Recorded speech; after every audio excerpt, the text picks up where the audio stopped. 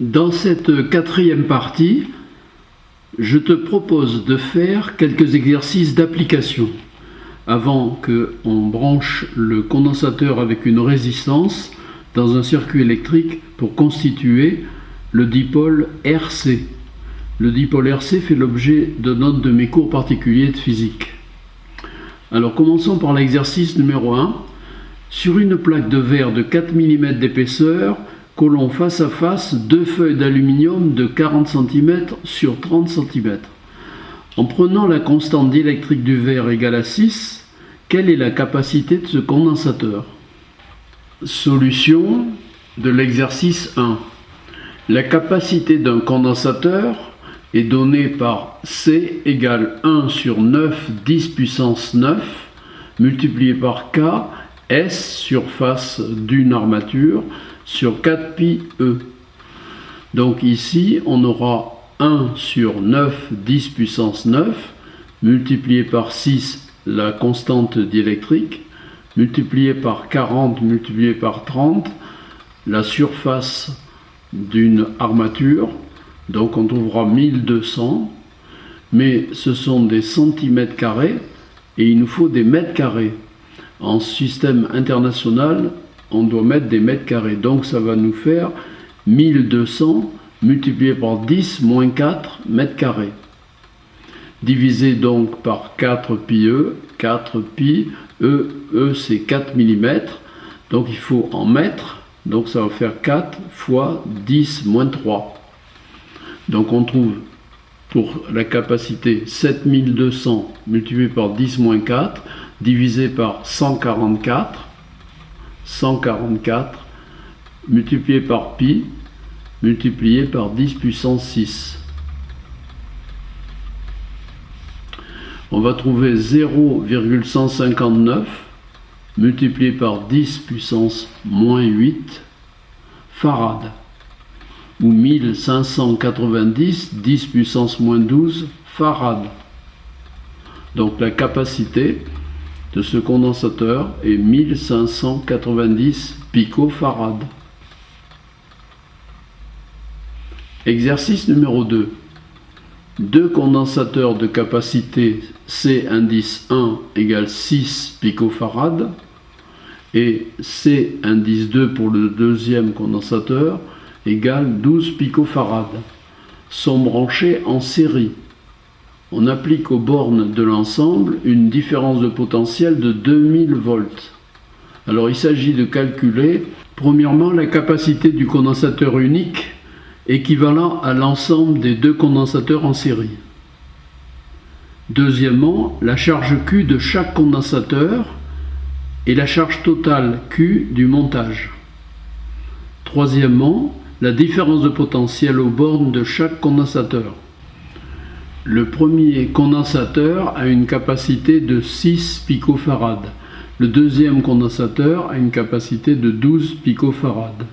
Les deux condensateurs sont montés en série. Donc, pour trouver la capacité du condensateur unique qui pourrait remplacer ce montage, eh bien, nous allons appliquer la formule que nous connaissons déjà pour les montages en série.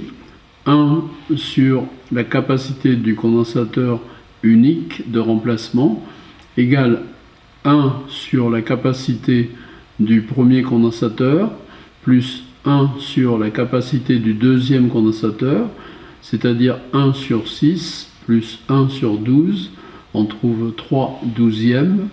Donc de cette équation, on va tirer la capacité du condensateur de remplacement, c'est-à-dire C égale 4 picofarad ou 4 microfarad.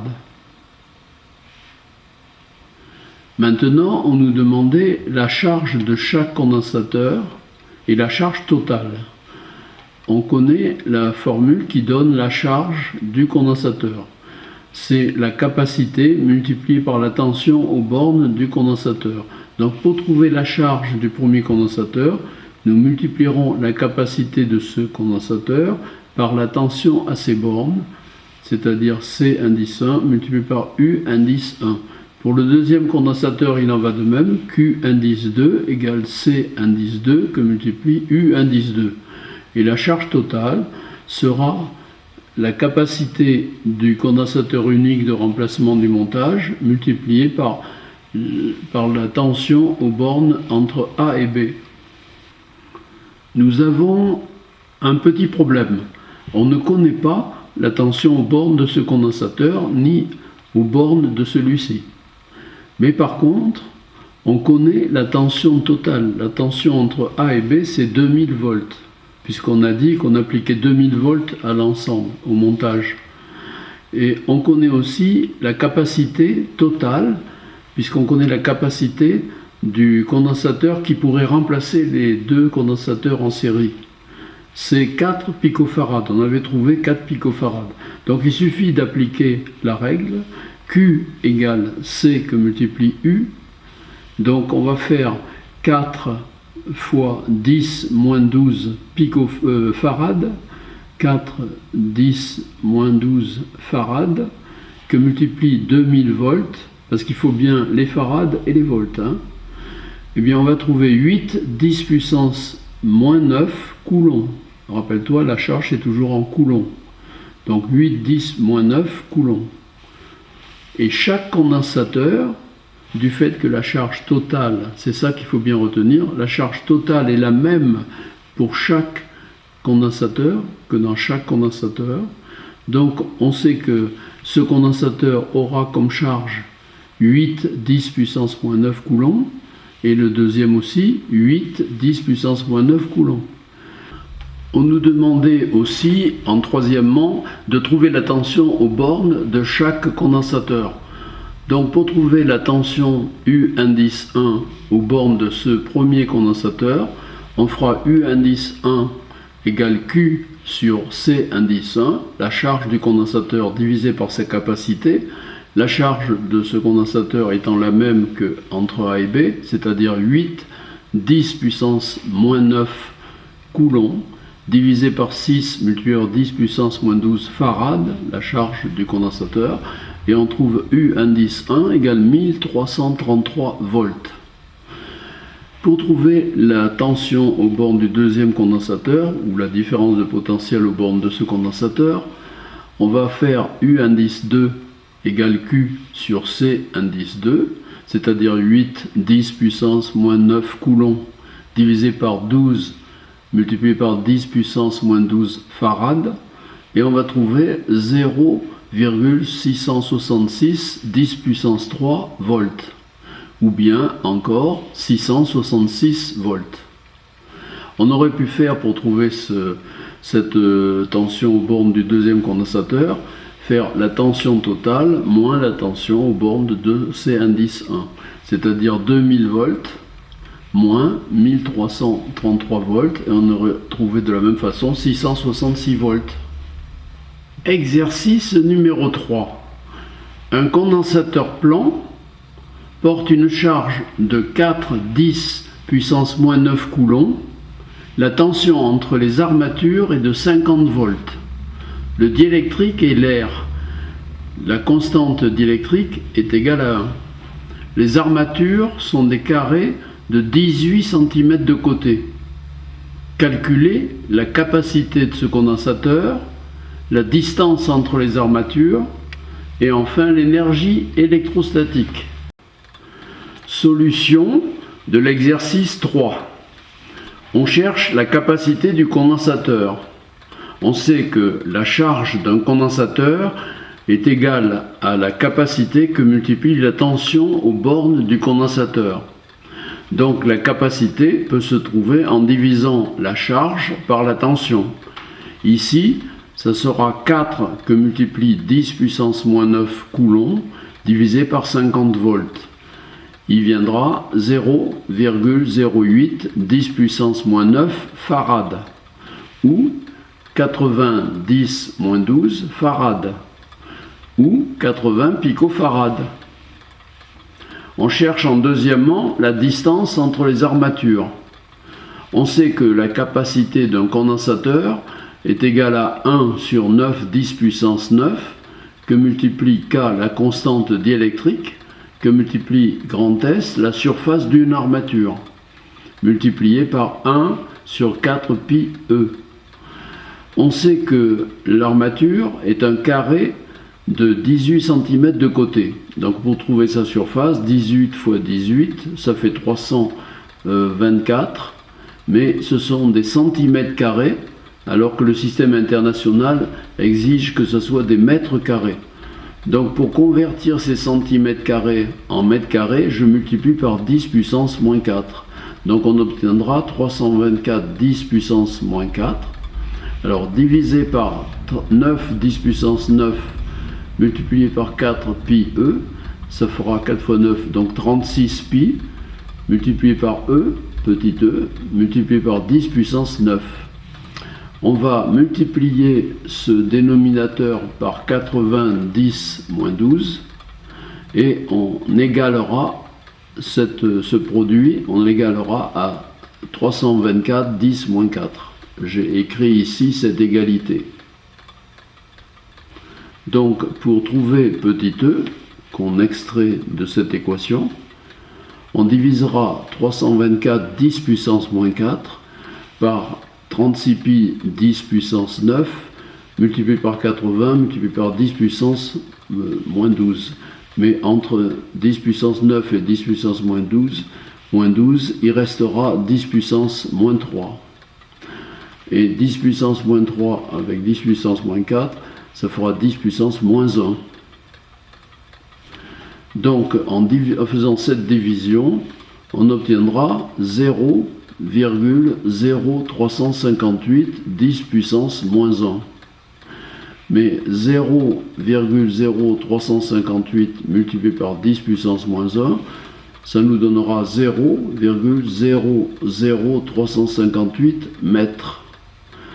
Ici on a des millimètres, c'est-à-dire 3 mm 58, donc on peut arrondir, ça nous fera petit e égale 3 mm, 6. Voici l'écart entre les armatures.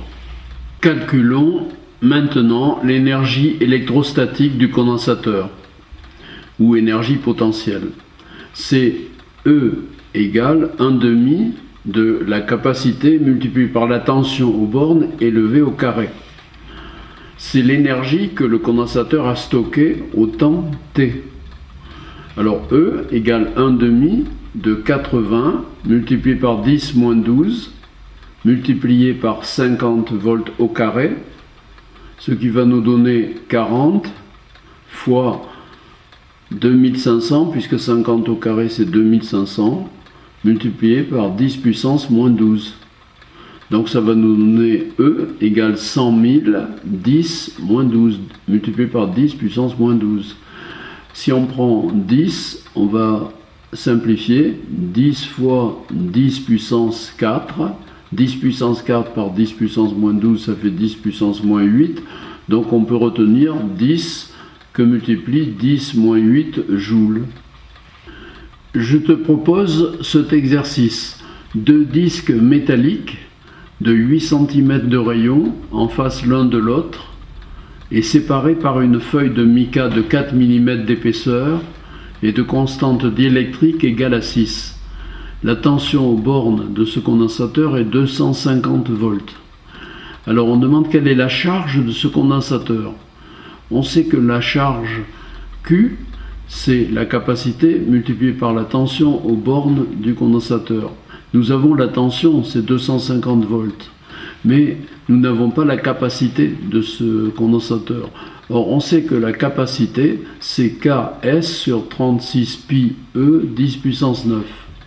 Donc, on va écrire 6 fois 8 fois 8 fois pi pour la surface d'un disque. Mais ici, ça va donner des centimètres carrés. Donc, comme d'habitude, je transforme en mètres carrés en multipliant par 10 moins 4. Donc, divisé par 36 fois 10 puissance 9, parce que je simplifie par pi, j'élimine, et multiplié par l'épaisseur petit e, et petit e c'est 4 mm, il faut traduire en mètres, donc 4, 10 puissance moins 3. Donc on va trouver 384 10 moins 4, 384 10 puissance moins 4, divisé par 144 multiplié par 10 puissance 6, puisque de 10 puissance 9 par 10 puissance moins 3, 10 puissance 6, et je vais trouver 2,6666 10 puissance moins 10 farad. Ou bien en prenant 266 10 moins 12 farad. Je peux arrondir aussi, hein, je peux mettre à 267 au lieu de 266. Moi, je peux prendre 267 10 moins 12 farad, c'est-à-dire 267 picofarad. Donc la charge maintenant, j'ai la capacité, j'ai la tension. La charge sera C que multiplie U, c'est-à-dire 266 10 moins 12 ou 267 10 moins 12 multiplié par 250 volts. On trouve 66 500 10 moins 12 coulombs. C'est-à-dire que la charge Q peut être considérée comme 66,5 multiplié par 10 puissance moins 9 coulombs. J'ouvre une parenthèse avant de continuer les exercices d'application parce que tu dois savoir ce qu'est un nœud et une branche dans un circuit électrique. Alors un nœud, c'est un point d'un circuit où se joignent plus de 2 fils. Ici on a 3 fils, donc c'est bien un nœud. L'intensité du courant qui va vers le nœud est comptée positivement. Et l'intensité qui quitte le nœud, qui s'en va, qui prend pour départ le nœud, est comptée négativement. Donc si on additionne les intensités qui vont vers le nœud, qui partent du nœud, c'est égal à 0.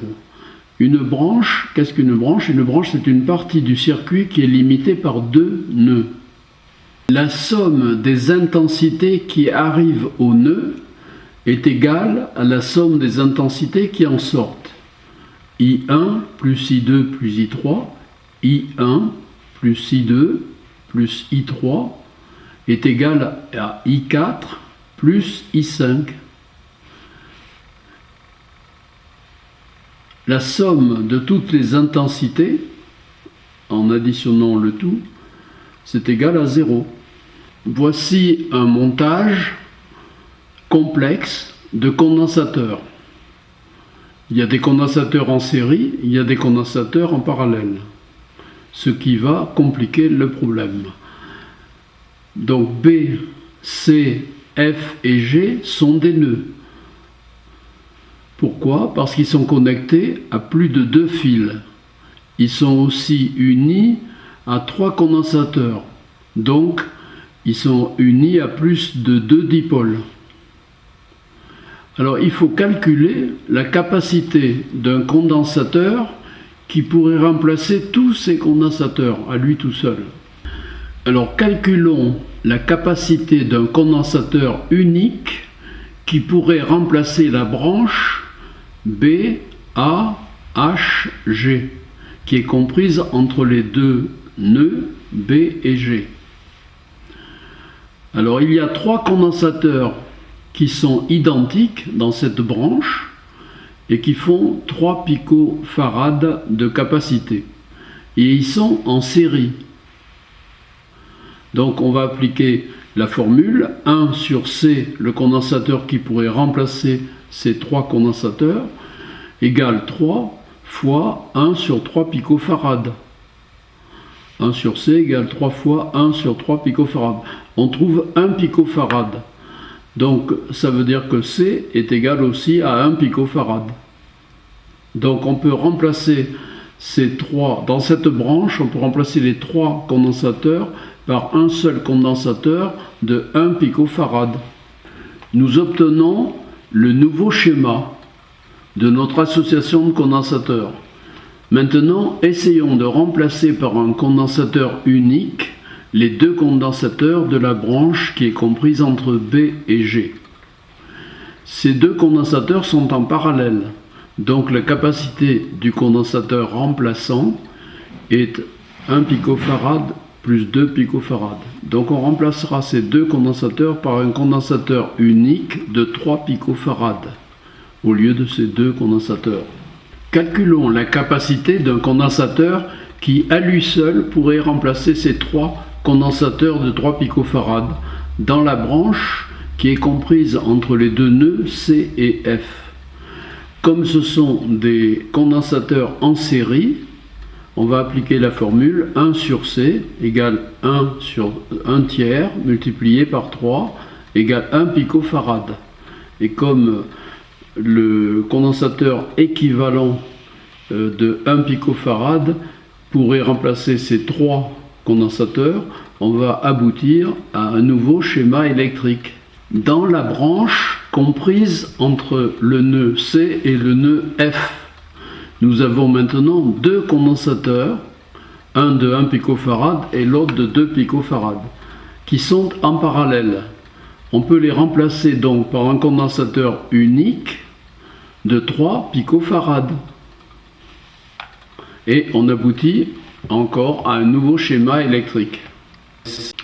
Tu peux constater que les remplacements successifs de condensateurs ont bien simplifié le circuit électrique, puisqu'il ne reste plus dans le circuit que 3 condensateurs de 3 picofarad chacun, et en série.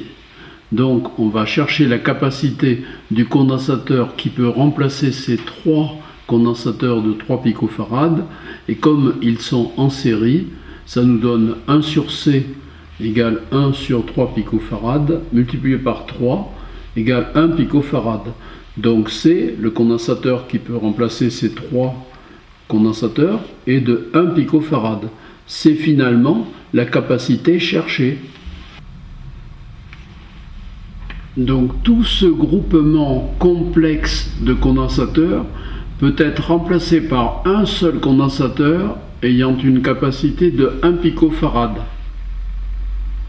Bon, j'espère te retrouver dans le cours particulier sur le dipôle RC et dans tous les autres cours de maths, de physique et de chimie. À bientôt.